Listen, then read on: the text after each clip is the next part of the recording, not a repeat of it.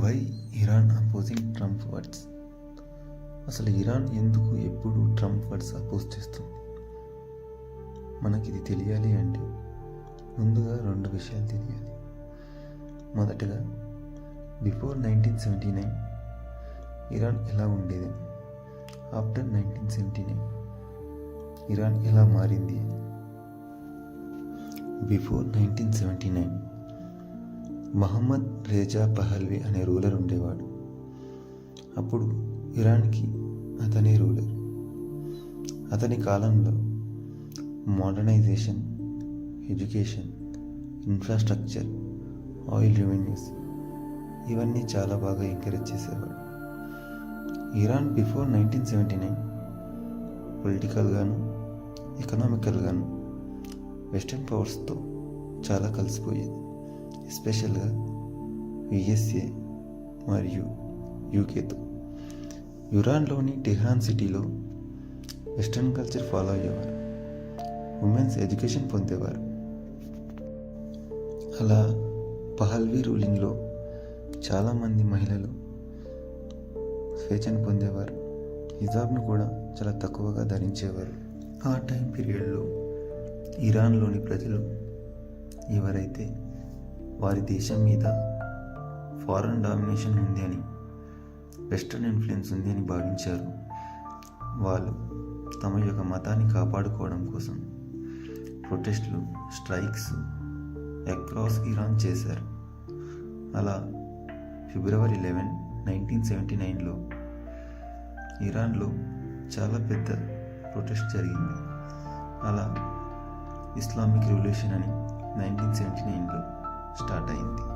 అలా 1979 నుంచి religious leader అయినటువంటి అలీ ఖమ్నీ సింబాలిక్ లీడర్గా ఇరాన్ని రూల్ చేయడం స్టార్ట్ చేశారు. అతనే ఆ దేశానికి అల్టిమేట్ అథారిటీ. అతని చేతుల్లోనే గవర్నమెంట్ అన్ని బ్రాంచెస్ పనిచేసేవి. అతనే ఆ దేశానికి అన్నీ చూసుకునేవాడు. అలా ఇరాన్ కంట్రీ రిలీజియస్ లీడర్ చేతుల్లో ఉండేది. జూలై 14, 2015లో ఇరాన్ కొన్ని దేశాలతో ఒక ఒప్పందం కుదుర్చుకుంది.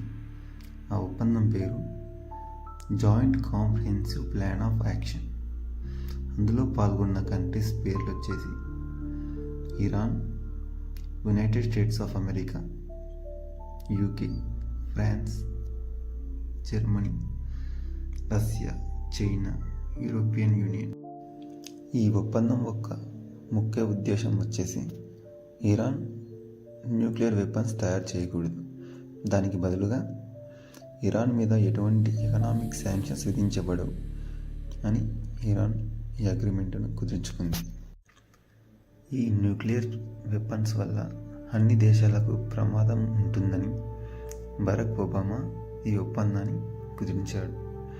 అలా ఇరాన్ తన యొక్క ఆయిల్ రిజర్వ్స్ని ఎంటైర్ గ్లోబల్ మార్కెట్కి ఫ్రీగా ట్రాన్స్పోర్ట్ చేయగలిగింది. ఇంటర్నేషనల్ ప్రెజెంట్ యుఎస్ఏ ప్రెసిడెంట్ అయినటువంటి డొనాల్డ్ ట్రంప్ ఈ జాయింట్ కాంప్రిహెన్సివ్ ప్లాన్ ఆఫ్ యాక్షన్ని మొదటి నుంచి అగెనిస్ట్గా చెప్తూ వచ్చాడు. ఆ అగ్రిమెంట్ టెంపరీ అని, అది అప్పుడో ఇప్పుడు ఎక్స్పైర్ అవుతుందని, ఆ అగ్రిమెంట్ వల్ల ఇరాన్కి చాలా ఎకనామిక్ రిలీఫ్ ఇచ్చామని, అలా చేయటం వల్ల ఆ కంట్రీ మళ్ళీ న్యూక్లియర్ వెపన్స్ని తయారు చేస్తుందని, దానివల్ల పక్క దేశాలకు, మెయిన్గా ఇస్రాయెల్కు ఇబ్బంది కలుగుతుందని చెప్తూ వచ్చాడు. 2018లో ట్రంప్ ఆ అగ్రిమెంట్ నుంచి యుఎస్ఏని విత్డ్రా చేసుకున్నాడు. అలా మళ్ళీ తిరిగి ఇరాన్ మీద ఎకనామిక్ శాంక్షన్స్ని రీఇంపోజ్ చేశాడు. ఇలా తను మళ్ళీ రీఇంపోజ్ చేయడం వల్ల ఇరాన్ కంట్రీకి యుఎస్ఏ మీద కోపం ఏర్పడింది. అలా వారిద్దరి మధ్య విభేదాలు కంటిన్యూ అవుతూ వచ్చాయి. అలా ఈ రెండు దేశాల మధ్య before Islamic revolution, after Islamic revolution యుఎస్ఏతో ఎలా తగాదా పెట్టుకొని అది ఎలా కంటిన్యూ అవుతూ వచ్చిందనేది మనం తెలుసుకుందాం.